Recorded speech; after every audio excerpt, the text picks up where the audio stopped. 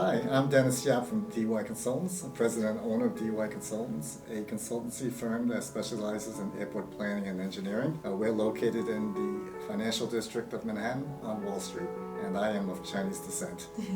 What encouraged/prompted you or the founders of your firm to start the company? First, before I answer that question, I would like to say that I was very grateful for the opportunities I had. I worked for a large corporation, and I looked at the landscape of that firm, and I just didn't see a lot of representation or diversity at upper management levels or on a C-suite level. And I was not willing to settle for that. So for that reason, I decided to start my own firm. And by the way, it should be noted that only 2% of the Fortune 500 companies are now being represented by Asian Americans in this country. I find this rather unusual considering that the Asian American community is the fastest growing population in this country, and over 60% of that population is attending colleges. For that reason, there seems to be still a little bit of this bamboo ceiling that people talk about.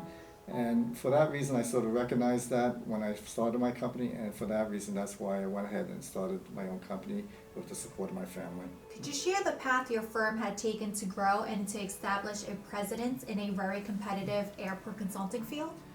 So I've always felt, and it's still my mindset today, that in order to be competitive, you need to be the first and the best. And so when I started this business, I started in an area in the state of New Jersey that was lacking a strong aviation consultant. So I was first there. And we made sure that our first job was our best, and we were able to complete a project very challenging in a very short period of time. Shortly after that, we started getting notoriety, and we started getting more projects in New Jersey until one day we had the majority of the projects in the state of New Jersey related to airport projects. Since then, we've grown our company. We've gone after small commercial service airports, eventually leading us to the largest major commercial service airports in the nation today. And we took that growth slowly, but we wanted to make sure that we were steady, and we were happy with the approach we took. What are the challenges then and now, more specifically related to DEI, stereotypes, or discrimination? I find that the biggest challenge is breaking the model minority myth. This stereotype is not helping the Asian American community. It gives the perception that this community does not need assistance, when in fact we do need assistance. In fact, if you look at the economic statistics, the Asian American community is among the lowest rung in poverty in this country. So we do need the help. Secondly, it's being used as a tool to discredit other minorities in this country, and it's pitting us with other minority groups, which is very disturbing. So I find these to be two of the biggest challenges for the AAPI community.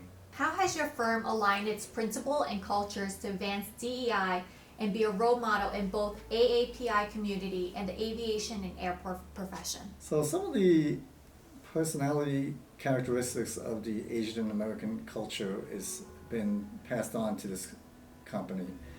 We have something we call the DY DNA.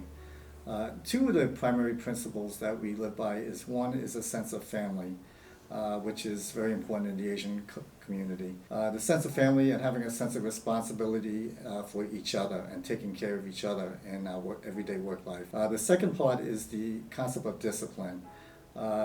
The idea that if we say we're going to do something, we're going to do it, and we're going to do it very well. And that those two concepts have been a very important pillar in what I've been trying to invoke that is also related to my culture and to our company. Reflecting on the path your firm had taken not only to grow but establish recognition and precedence, what does AAPI Heritage Month mean to you, your staff, and your firm? It's a very good question. Two things come to my mind. One is that I have to reflect back on the sacrifices that my parents made in coming to a foreign country and immigrating for the purposes of building a better life for their children. And I feel that we owe it to them to meet their expectations, not only for myself, but also for our future generations. And secondly, I can't help but be reminded of the history in this country when it comes to the Asian American community.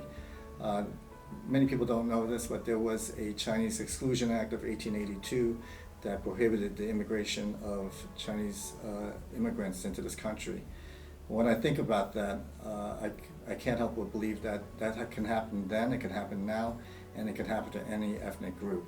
And for that reason, I take it upon myself and this corporation to give all ethnic groups equal opportunities in the hiring and the promoting and giving them the most opportunity possible to grow up and get to that C-suite level. It's not only the right thing to do, but it's the smart business thing to do, and I truly believe that.